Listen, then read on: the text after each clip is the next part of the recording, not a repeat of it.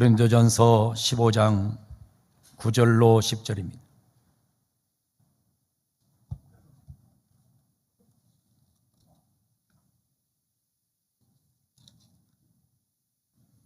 고린도전서 15장 9절 10절 말씀을 봉독하겠습니다.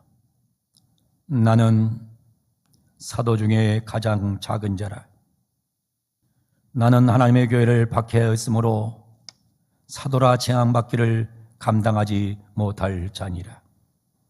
그러나 내가 나 된 것은 하나님의 은혜로 된 것이니 내게 주신 그의 은혜가 헛되지 아니하여 내가 모든 사도보다 더 많이 수고했으나 내가 한 것이 아니요 오직 나와 함께 하신 하나님의 은혜로라. 아멘.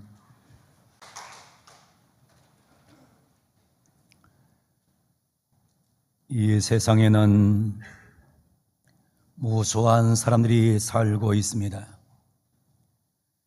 그러나 다수의 사람이 살고 있는 중에도 제가 살펴보니 사람은 두 가지밖에 없었습니다. 하나는 은혜를 아는 사람이요, 다른 하나는 은혜를 모르는 사람이었습니다. 본문의 말씀을 보면 바울 사도는 은혜를 아는 사람으로서 일평생 살았던 인물이 바울입니다. 바울 사도는 예수님을 만나기 전에 자신의 모습을 성경 여러 곳에서 증언합니다. 첫째, 그는 높은 학력의 소유자였습니다. 그는 당시 세계에서 최고의 스승에게서 공부한 사람입니다. 그는 유대인들이 가장 존경했던 인물 가마리엘 문화에서 공부했던 석학 중의 석학입니다. 뿐만 아니라 그는 두 번째로 베냐민 지파의 혈통을 가진 사람입니다. 바울은 가풍이 잘 닦여 있는 베냐민 지파의 혈통을 갖고 있는 사람입니다. 베냐민 지파는 야곱의 12아들 중에서 가장 많은 사랑을 받은 지파이며 사울왕을 배출한 왕족의 가정입니다. 또한 그는 로마의 시민권을 가지고 있었습니다. 바울은 당시에 세계 최대 강국인 로마의 시민권을 갖고 있었습니다. 이런 말이 있잖아요. 모든 길은 로마로 통한다. 로마 시민권이 그만큼 힘이 있었던 겁니다. 여러분, 요즘 미국의 위세가 얼마나 거친가를 느끼고 있잖아요. 요즘 트럼프의 위력이 얼마나 강한가를 전 세계가 지금 느끼고 있잖아요. 트럼프의 말 한마디면 어느 나라가 거꾸러지고 어느 나라가 세워지고 그 정도의 위세가 지금 미국에 있잖아요. 사실은 미국의 그 힘은 로마의 힘에 비하면 아무것도 아닙니다. 그런데 바울이 그 엄청난 나라의 시민권을 갖고 있었다는 겁니다. 네 번째로 그는 율법에 능통한 자였습니다. 요즘으로 말하면 바울은 율법 정서를 달달 외우는 사람입니다. 판검사와 변호사가 법을 잘 아는 것처럼 바울은 율법에 능통했던 인물입니다. 뿐만 아니라 그는 예수 믿는 자를 가장 핍박했던 대표적인 박해자이기도 했습니다. 바울 사도는 자기의 놀라운 과거를 생각하면 높은 학력, 좋은 가문, 로마의 위대한 시민권, 율법에 능통한 자신의 능력 뿐만 아니라 자신의 가장 큰 정체성을 가지고 기독교를 박멸하는 것이 하나님의 뜻이라고 생각했던 그의 열정, 그는 대단한 인물로 살아갔습니다. 세상적으로 말하면 바울은 부족한 것이 없던 사람이요, 완벽한 사람이요, 대단한 인물이었습니다. 그러나 예수님을 만난 이후에 바울은 새로운 사람으로 변하게 됩니다. 오늘 성경 9절에 말합니다. 나는 사도 중에 가장 작은 자라. 나는 사도 중에 가장 작은 자라. 바울은 예수님을 만난 이후에 완전히 자신을 비웁니다. 나는 사도 중에 가장 작은 자. 예수님을 만나기 전에 내가 가지고 있던 학문, 가문, 로마 시민권, 율법에 대한 박식함 등 모든 것을 배설물로 여긴다고 기록해 놓고 있습니다. 빌립보서 3장 8절은 이렇게 증언합니다. 또한 모든 것을 해로 여기면 내 주 그리스도 예수를 아는 지식이 가장 고상하기 때문이라 내가 그를 위하여 모든 것을 잃어버리고 배설물로 여겼다고 그는 말씀하고 있어요. 자신의 높은 학력도 비웠고 자신의 가문의 영광도 비웠고 자신의 시민권도 내려놓았고 자신의 율법의 능통함도 내전됐던 사람이 바로 누구냐? 바울입니다. 바울은 이 모든 것을 배설물로 여겼다는 겁니다. 배설물이란 말은 쓰레기란 말입니다. 오물이란 말입니다. 영어로는 덩이란 말을 씁니다. 우리말로 번역하면 똥이란 말입니다. 킹제임스 버전에 그렇게 번역해 놓고 있어요. 예수를 제대로 믿는 사람은 첫 번째 사역을 합니다. 뭐 하느냐? 비우는 거예요. 여러분, 비우는 작업을 하지 않으면 놀라운 역사를 이루어갈 수가 없는 거예요. 바울 사도는 예수님을 만난 후에 모든 세상 것을 다 비웠어요. 자기가 자랑하던 거 다 비웠어요. 자기가 내세웠던 거 다 비워버렸어요. 완전히 비워버렸어요. 여행을 떠날 때 보면 저 사람이 여행을 자주 다닌 사람인지 아니면 어쩌다 가는 사람인지를 그냥 알 수 있어요. 공항에 가가지고 짐이 집채 같은 사람이 있어요. 이 사람은 여행 초보예요. 어떤 사람은 오른손에 왼손에 가방을 끌고 질질 매면서 다니는 사람이 있어요. 그 사람은 여행을 많이 해본 사람이 아니에요. 어떤 사람은 가방을 큰 걸 가지고서 와가지고 부부싸움을 해요. 무겁단 말이야, 끌어달란 말이야. 너 가방은 너가 끌어. 그리고 싸워요. 여러분, 이사를 가는 사람은 짐이 많아야 되지만은 여행을 가는 사람은 짐이 작아야, 비워야 여행을 잘할 수 있는 거예요. 이 땅에서의 신앙의 여행도 비워야 잘할 수가 있는 거예요.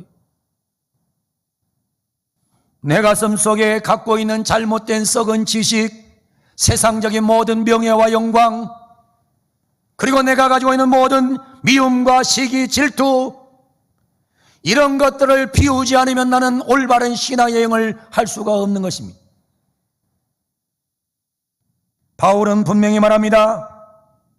분명히 외칩니다. 나는 사도 중에 가장 작은 자라. 살아낸 성도 여러분 다 내려놓고 작은 자로 하나님을 섬기는 백성들 되기를 주 이름으로 축원합니다. 살림을 잘하는 사람은 집에 가보면 알아요. 물건이 꼭 필요한 것만 있습니다. 살림을 잘못한 사람은 쓰지 않는 물건이 집에 너무나 많아요. 얼마나 살기가 불편한지 몰라요. 지저분해요. 비우지 않기 때문입니다. 냉장고를 보면 살림 잘한 사람은 신선한 재료로 먹을 것만 채워놔요. 살림 못하는 사람은 냉장고에 아주 오래된 것들로 가득 차 있어요. 비우지 않아요. 옷장도 마찬가지예요. 옷장에 엉뚱한 옷들이 잔뜩 들어가 있으니까 내가 당장 입을 옷들이 없는 거예요. 서랍도 마찬가지예요. 서랍이 비워야 되는데 서랍을 안 비워요. 그러니까 서랍이 엉뚱한 걸도 가득 차 있어요. 신발장도 마찬가지예요. 신지도 않는 신발을 잔뜩 신발장에 넣어놓고 내가 신는 신발은 지금 놓을 자리가 없어요. 무슨 얘기하려고 한 줄 알아요? 예수 잘 믿는 사람은 첫째 무조건 바울처럼 비우는 사람입니다. 세상 것을 비워야 합니다. 미움과 시기와 질투를 비워야 합니다. 여러분, 그래야 우리가 올바른 삶을 살 수가 있는 거예요. 먼저 비워야 돼요. 두 번째 비우면 뭐가 되느냐? 하나님이 채워 주십니다. 그래서 제가 결론 내립니다. 비움은 채움입니다. 내가 비우면 하나님이 채워주십니다. 나의 비움은 하나님의 채움입니다. 비움은 채움입니다. 바울은 고백합니다. 그러나 내가 나된 것은 하나님의 은혜로 된 것이라고 고백합니다. 바울은 자기가 자기를 비우고 보니 누가 찾아왔느냐? 하나님이 찾아오시더라 이 말입니다. 이거를 데비드 마튼 로이드 존스라고 하는 사람은 하나님과의 로맨스라고 표현합니다. 내가 비우면 하나님과 로맨스를 할 수 있어요. 내가 비우면 하나님과 사랑의 관계를 유지할 수 있어요. 내가 비우면 하나님이 내게 찾아오셔서 로맨스를 하면서 내게 은혜로 채워주신다고 성경은 말씀하고 있는 것입니다. 사랑하는 성도 여러분, 하나님과 로맨스를 하는, 하나님과 연애하는, 하나님의 은혜가 내 가슴 속에 가득 채워지는 오늘 거룩한 주일 되기를 주 이름으로 축원합니다. 비워야 합니다. 그래야 채워주십니다. 종교개혁자 잔 깔뱅은 기독교 강요를 비롯해서 수많은 책들을 남겼습니다. 그러나 그 많은 저서에 이루어있는 칼빈의 사상은 다 두 마디로 대답할 수 있습니다. 하나는 인간의 전적 타락, total depravity. 두 번째는 하나님의 불강력적인 은혜, irresistible grace밖에 없습니다. 이게 칼빈 사상이에요. 사람이란 은혜를 생각조차 할 수 없게 완전히 타락해서 버려진 존재인데 여기에 도저히 상상도 할 수 없는 강권적인 은혜가 불강력적으로 임해서 구원을 받았다고 하는 것이 칼빈의 외침입니다. 여러분, 우리나라 알아야 됩니다. 우리는 어떤 인생이라도 어떤 사람도 흠없는 사람 없고 문제없는 사람 없고 완전한 사람 없어요. 우리는 토탈 디프라버티, 완전 100% 타락한 사람들이, 구원받을 사람 한 명도 없고 천국 갈 사람 한 명도 없는 거예요. 그런데 뭐 했느냐? 하나님이 불강력적인 은혜, irresistible grace, 하나님의 불강력적인 은혜를 쏟아부어서 나를 여기에 있게 했고 여러분을 여기에 있게 있고 우리를 천국에 있게 한 분이 바로 하나님의 은혜입니다. 이거밖에는 없는 거예요. 하나님의 은혜밖에는 없는 거예요. 그래서 아우구스티누스 시포 어거스틴은 그의 제 고백록에서 이런 고백을 해요. 하나님이여, 나의 모든 행위와 나의 모든 생각 가운데 죄 아닌 것이 어디 있습니까? 나의 모든 것이 죄뿐임을 고백합니다. 여러분 잘 아는 대로 이 소위 세인트 아우구스티누스 시포 성자가 외치는 거예요. 하나님의 나의 모든 행위와 나의 모든 생각 가운데 죄 아닌 것이 어디에 있습니까? 나의 모든 것이 죄뿐임을 고백합니다. 근데 어거스틴은 이걸로 끝나지 않아요. 이렇게 고백해요. 하나님이여, 하나님의 경륜하시는 모든 일은 은혜 아닌 것이 하나도 없습니다라고 고백을 하는 겁니다. 여러분, 하나님의 계획하시는 모든 일에 은혜가 아닌 것은 하나도 없음을 기억하시고 우리 모두 비우고 하나님의 은혜로 가득 채워서 예배 끝나고 나가는 복된 은혜가 있기를 주 이름으로 축원합니다. 하나님의 은혜로 채우기를 바랍니다.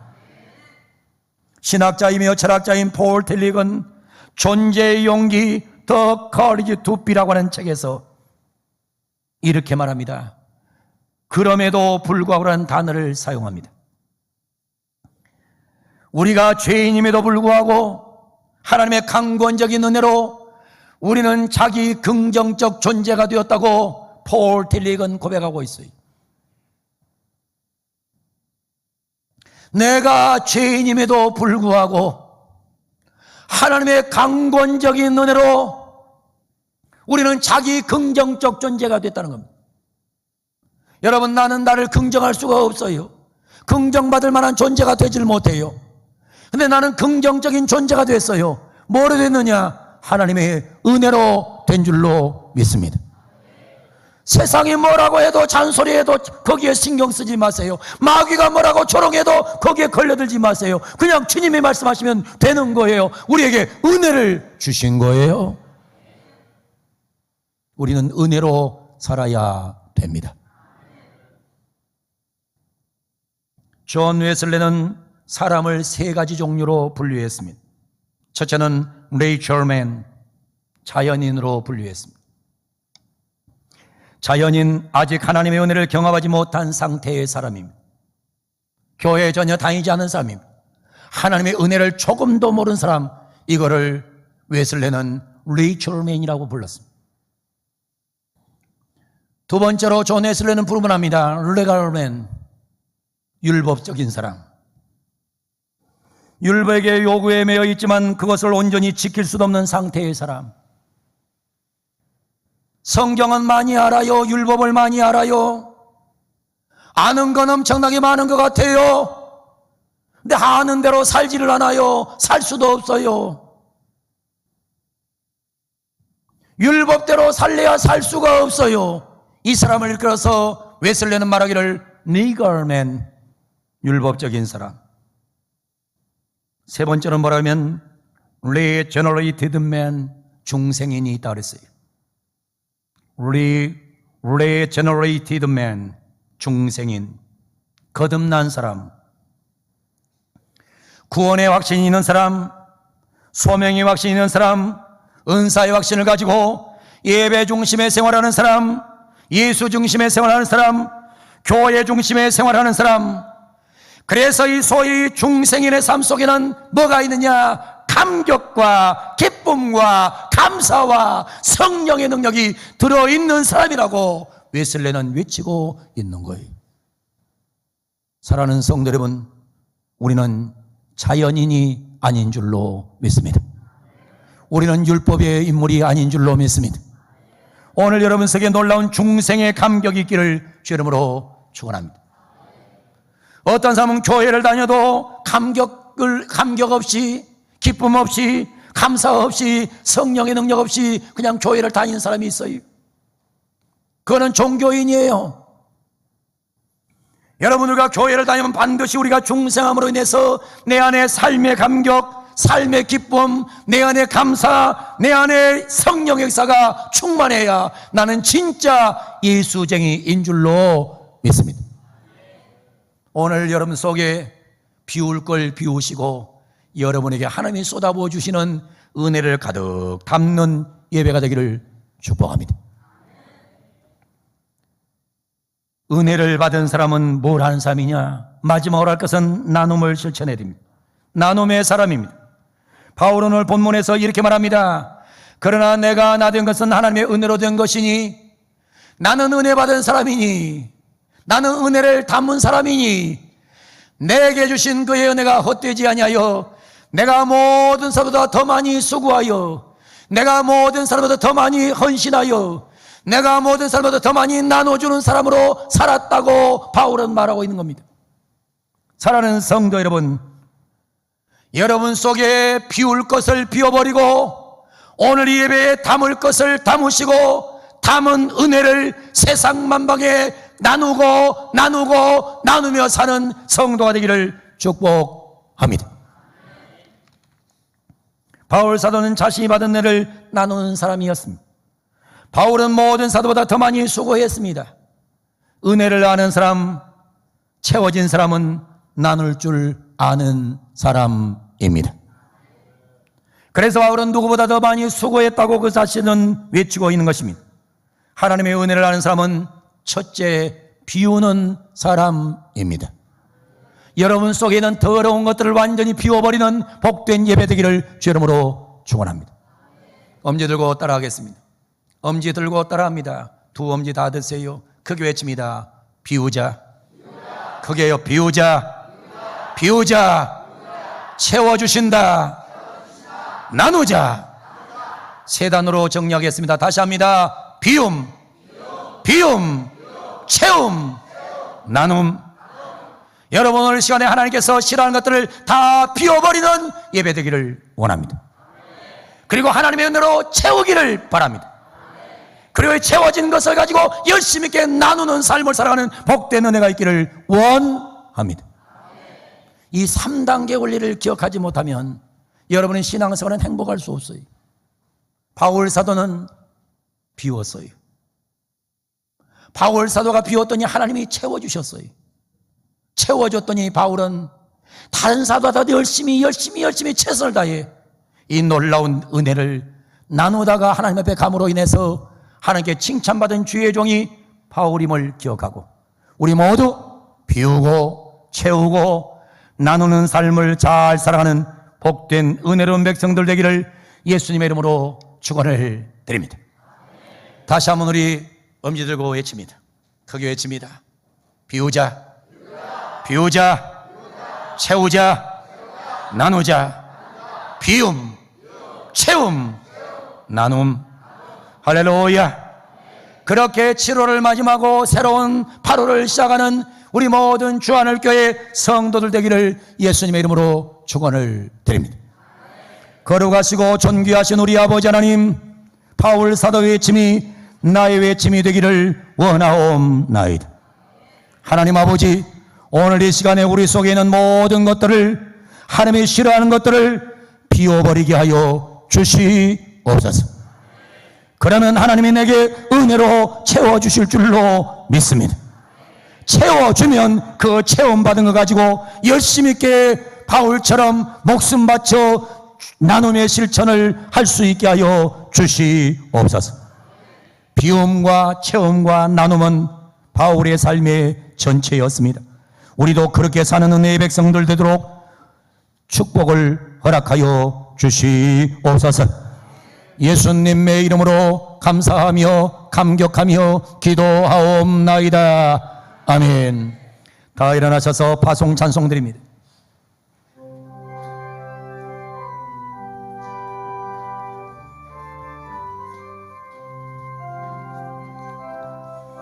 너는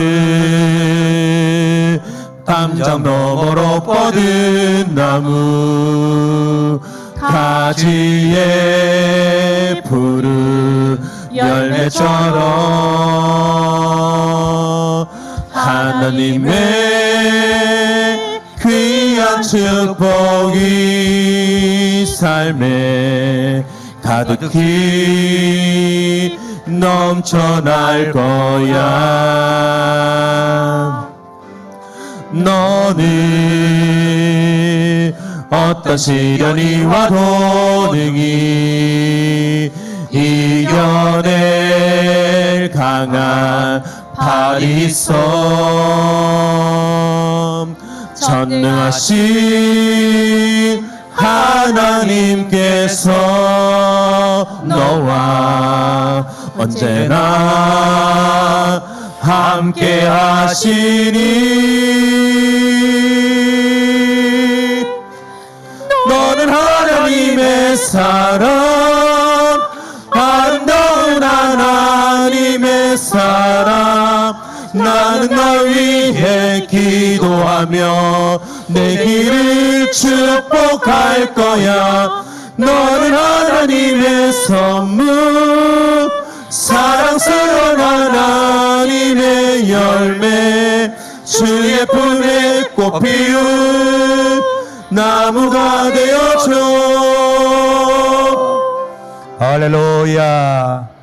주의 품에 꽃 피운 좋은 나무가 되어주기를 축복합니다. 바울 사도는 좋은 나무가 되어서 그 자신을 비워버렸는데 우리도 비우고 살기를 원합니다. 하나님이 채워주실 줄로 믿습니다.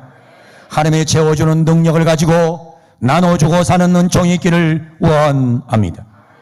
비움과 채움과 나눔은 바울의 위대한 신앙 정신입니다.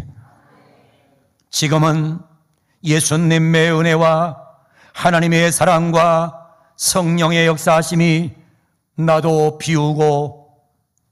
비우면 하나님이 채워주시면 그 채움의 능력을 가지고 나가서 나누면서 살기로 결단하면서 오늘 또 예배를 드리는 우리 사랑하는 모든 성도들 위해, 가정 위해, 자녀들 위해, 우리 교회 위해, 한국 교회 위해 영원 무궁토록 항상 함께 계시기를 간절히 축원하옵나이다. 아멘.